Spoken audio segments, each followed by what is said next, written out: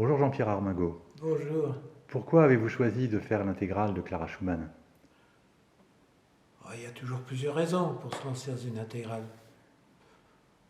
Bon, peut-être trois raisons au fond. Bon, bien sûr, je suis arrivé à Clara Schumann par Robert Schumann. Bon, naturellement, que j'avais beaucoup joué dans ma jeunesse, avec mes maîtres, etc. J'ai une deuxième raison un peu plus personnelle, c'est que dans les cartons de la famille, nous avons trouvé des portraits de Clara Schumann faits par mon arrière-arrière-grand-oncle, qui était en fait un ami de Mendelssohn et des Schumann, chez qui il passait des vacances l'été. Et dans son autobiographie, il a parlé de Clara et des promenades qu'il faisait avec Schumann et sa femme, et de la grande inquiétude, anxiété qu'elle avait vis-à-vis de son mari. Voilà. Et il y a vraiment une troisième raison, c'est quand je me suis plongé dans une première œuvre, une deuxième œuvre, etc., j'ai découvert vraiment un compositeur, mais je crois qu'il ne faut pas juger avec les critères avec lesquels on peut juger voilà, habituellement voilà, des compositeurs. Bon, bien sûr, c'est un compositeur très introspectif, qui est entre la confession et l'introspection. Bon, mais il n'y a pas de posture. Sa musique est un peu le portrait d'une émotion intérieure, mais elle dit cela très directement, et en même temps avec cette retenue qui garde un mystère poétique. C'est ça qui m'a touché. Bon, puis depuis, alors en approfondissant, je me suis aperçu que, en fait, c'était. Bon, bien sûr, elle est une immense pianiste, elle s'est nourrie dans sa composition de ses gestes pianistiques. Elle a une immense main, d'ailleurs, mais c'est aussi une chercheuse.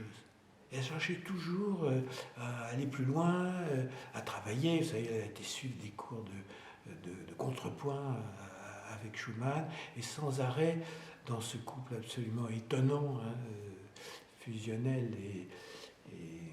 et au destin tragique, il y avait une émulation réciproque, et on voit chez Clara à la fois une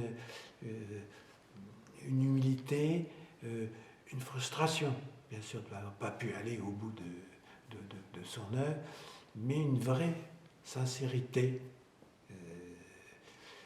intérieure. Merci Jean-Pierre Armingaud. Et donc, si j'ai bien compris, vous allez enregistrer des œuvres de Clara Schumann et également des transcriptions des leaders de Robert Schumann. Alors, une question, qu'apporte la transcription de l'œuvre des leaders de Schumann par Clara Schumann? Oui, je pense qu'il faut montrer tous les visages de Clara. Donc c'est pour ça que j'ai inclus les transcriptions, parce qu'elle en a fait beaucoup. Et elle en a fait beaucoup à la fois parce qu'elle était une interprète, bon, et qu'elle avait envie de jouer. Bon, c'est l'histoire des mélodies est extraordinaire.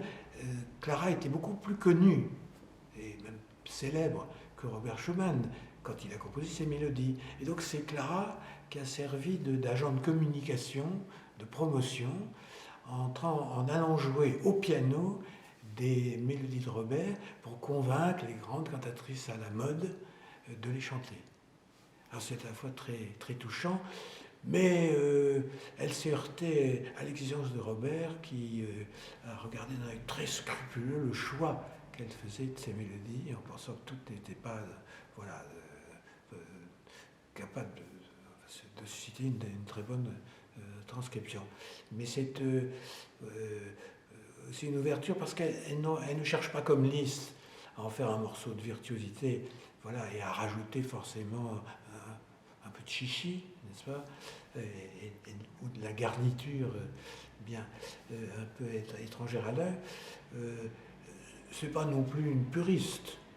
Bon, je crois qu'elle s'est laissée guider par ce qu'elle était capable de faire, et comme elle avait des très grandes mains, eh bien, elle a réussi à restituer dans ses leaders, et aussi dans les autres œuvres de Schumann qu'elle a transcrites, comme les quatre études pour pédalier, par exemple, l'ouverture de Genoveva, presque tous les éléments symphoniques que Schumann y avait mis. Ça, c'est assez exceptionnel. Encore faut-il arriver à les jouer.